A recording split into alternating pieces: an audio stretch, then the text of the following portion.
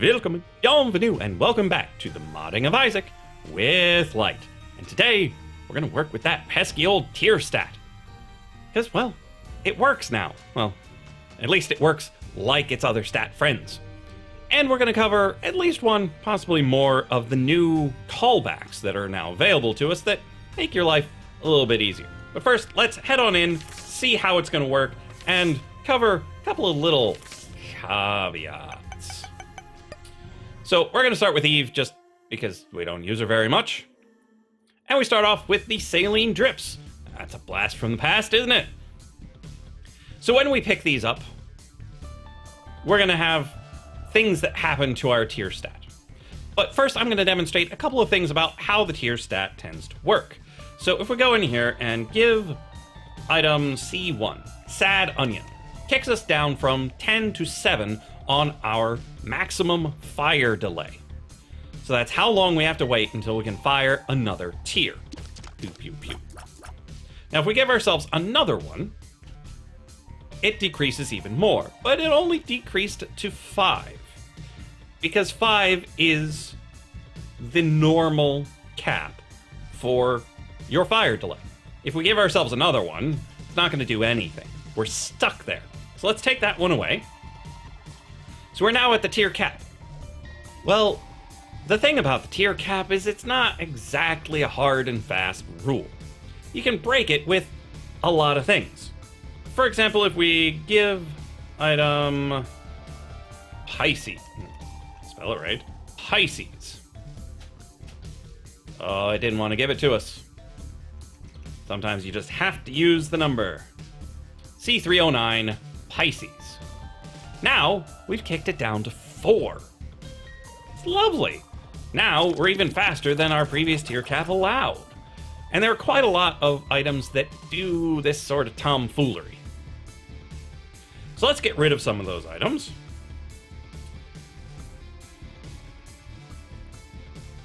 What the heck, let's remove all of them. So we're back to normal. If we pick up one of these, we're at 9. Okay, if we remove it, it's 520, yeah? 520. We go back up to 10. If we pick one up, and back down to 9. If we give item C1, kick us down to 6. And if we pick this up, hey look, there we are at 5. Now, I'm going to show you something a little bit interesting. Now, if we give item C309, what do you think is going to happen? Well, normally you'd be like, oh, Lyte, you showed us. Last time you were at 5, you took Pisces, and it kicked you down to 4. Well, here, I just gave myself Pisces, and I'm not at 4. This is a very common thing that's going to happen to you when you work with the max fire delay stat.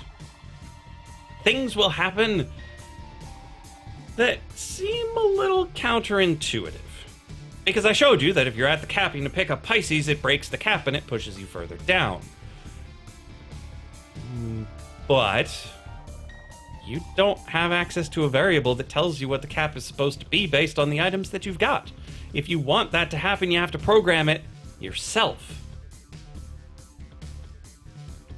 Now, I'm going to show you something really interesting, because if we give item C1,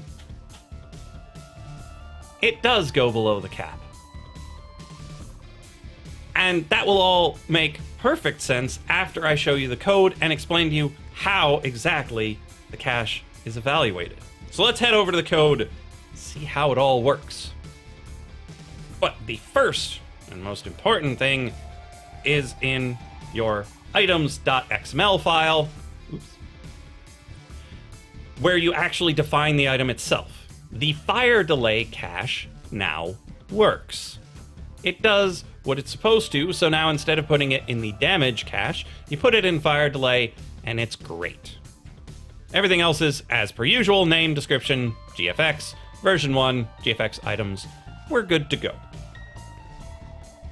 Now let's head over into the main meat of it. Main.lua, how do we get this to work? So This is a pared down version of the drips mod. I got rid of all of the things that were non-essential, so we only have the saline drip. Set up the mod first, grab game. I'm not even sure we use it, but it doesn't hurt to have. We still keep min fire delay here because that is the basic cap. That is the ordinary tier cap. If you want to make an item that breaks the cap, feel free. But if you want to make one that respects the ordinary rules, you keep this in. We get our collectible ID, we shove it into our enumeration, and then we say what we want the bonus to be from the saline item, just such that if we want to change it later, it's really accessible. We don't have to track it down in our cache function. This next bit is new. Fancy new mod callback. MC post game started. Guess when it runs? That's right, after the game has started. It runs this function, mod on started. So we come up here, mod on started, and then it gives you whether or not they're starting from a save file or if they're starting a new run. Now you can call this variable whatever you like, but I call it from save because that says to me it's a Boolean true-false sort of thing telling me whether or not the game started from a save.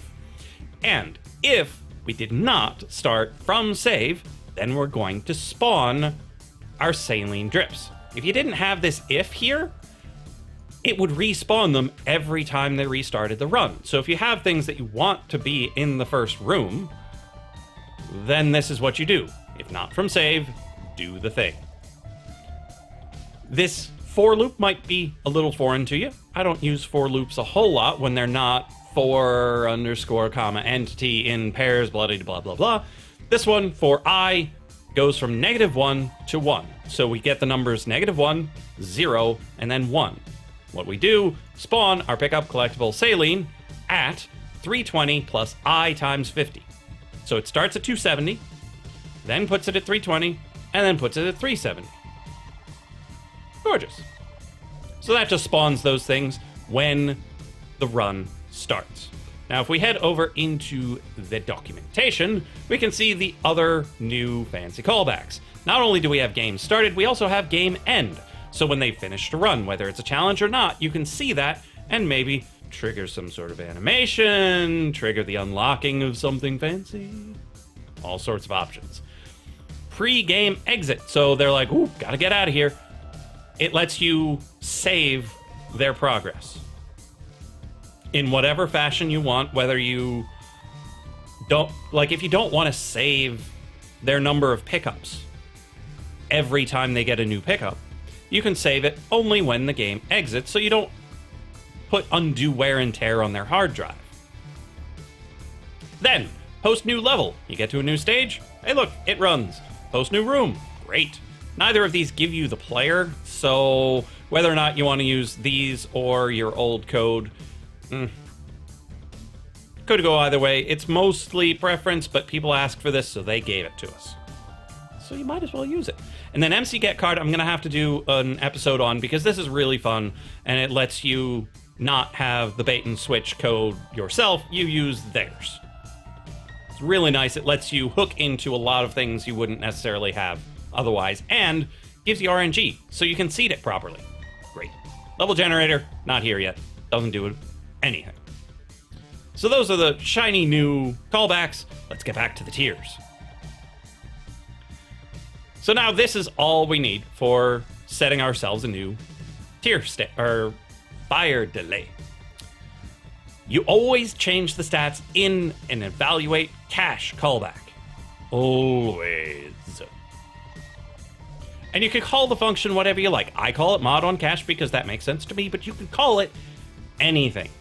Just changing this name here doesn't actually change anything. So if you've got like a p-effect callback that goes to something called on cache, it's not a cache evaluation. It's an update. And when you do a cache evaluation, it gives you the player and the cache flag. Each individual cache comes through one by one. So it gets called for every cache that's being evaluated, so you can check if the flag is equal to the cache you're interested in this case, fire delay. If you wanted to add damage here, you just have another block that says if flag equals cache flag dot cache underscore damage, then do some things. You can have multiple items. You can set all of this stuff for particular characters. You can do it for trinkets. You can do it for pills. That when you take a pill, you'll set a variable somewhere else, like out here, local angry pill bonus. So you've got a variable here, you use the pill, you update this variable to say 1, 2, 5, 12, however much you want the bonus to be, and then you apply it here in the evaluation of the cache. You can't apply it in use pill, you can't apply it in use item. You can store that value for later and then evaluate it on the cache. If, for some reason, you want to force an evaluation of the cache, we'll come back over here into the documentation, you actually get a player object. So whether you get it from an update or Isaac.getPlayer, you get the player, and then you tell it, add cache flags. Well, which ones? Well, that you go to the enumeration and you go cache flags dot whatever. And then, after you've added the cache flags, you have to tell it to evaluate the items. So player, evaluate items. Open and close parentheses. So that's forcing an evaluation. This is just for items in this tutorial. I wanted to let you know that that's the idea of how it works. So, when the cache is evaluated, your player's stats are set back to default. You go back to your factory settings, nothing extra. Your damage is back at 3.5. Your speed is back to what? 1? Your luck is back to 0. Your max fire delay is put back at 10. Yes, 10. Again, adjusted for certain characters, but for the most part, it gets back right to your factory settings. Then, the game recalculates your stats from your regular unmodded items. So it takes your sad onions, it takes your magic mushrooms, it takes your Pisces, it takes each of those things, all of the pills you have consumed that are vanilla, all of your multipliers, everything, and calculates your new stats. Your damage, your max fire delay, everything recalculated from the vanilla items. Then it starts working through the mods that are active and calls this function in each mod in turn. So you don't know if yours is being called as the first mod or the last mod, but you know for a fact that you're being called after every in-game non-modded item. So that means after they've calculated soy milk, putting you down to 1 or 3 or goodness knows what, after the Pisces has broken the tier cap, after all of that, then yours gets called. But it doesn't tell you if the tier cap's been broken. Like if Pisces would let the tier cap be 4, like the fire delay be 4 instead of 5, you don't know that unless you ask. It's kind of annoying, but it is what it is. So we're going to go through this and then we'll cover what might be better in the long run. So we're here in the fire delay. If the player's max fire delay is greater than the minimum, so more than 5, so you can actually reduce it some, then you get the tier bonus. So we're going to calculate how much our tiers change. So we take the minimum, so math.min, of either the difference between the fire delay and the cap. So if you're only 1 away from the cap, that's as far as you're going to go, 1. If you're 2 away, 3 away, 4 away, 5 away, the most you're going to move is how far it is to the cap. Your other option is taking your saline tier bonus, which is 1, multiplying it by how many copies of the item you have. So player get collectible num tells you how many of this type of item. So collectible, collectible saline. That's the one we set right up here. So you count how many of those you have, multiply it by the bonus. So 1, you get 1. 2, you get 2. 3, you get 3. So for example, if our current maximum fire delay was 7, the second number here would be 2. If we had 3 saline collectibles, this number would be 3. And thus, we take the minimum of those, which is 2, and then we subtract it from our current max fire delay, which was 7, which puts us at 5, which was the cap. Brilliant. However, if we only had 1 saline item, this would be a 1, this would still be a 2, and instead we would be at 6 instead of 5. So this is a very, very, very simple way of changing your tier stat, but it isn't necessarily congruous with the way the game does it. Because the items in the game have diminishing returns for how much they change your fire delay. You follow?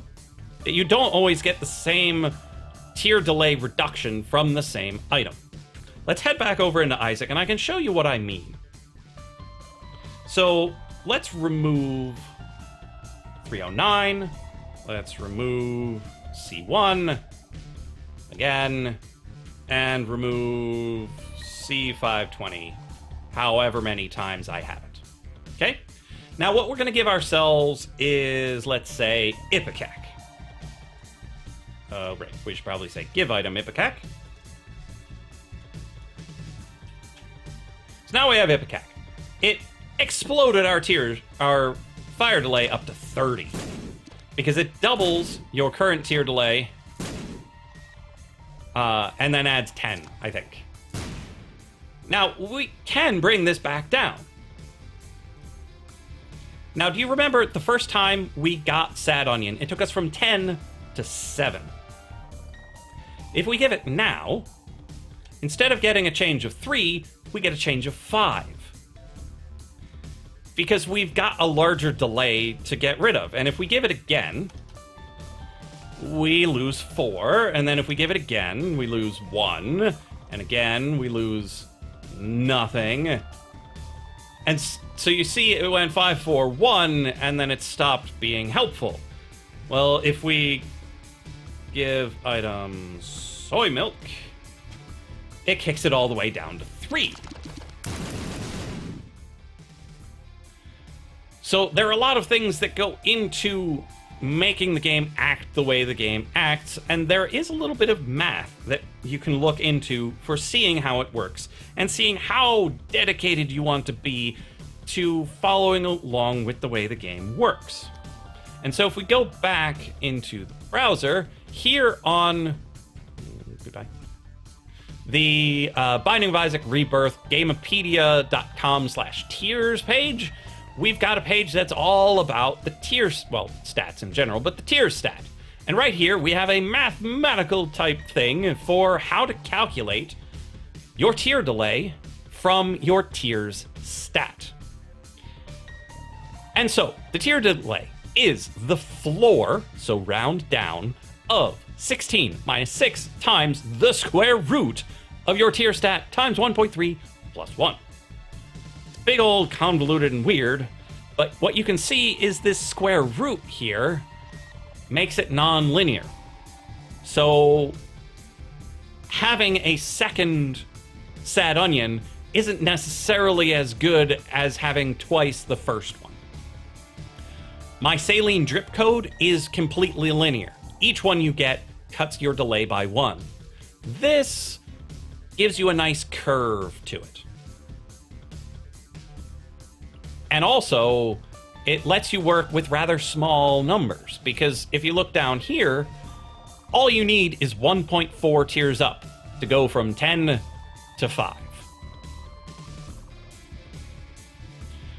And then down a little bit lower, they have all of the exceptions. Because there's always exceptions. Why wouldn't there be exceptions?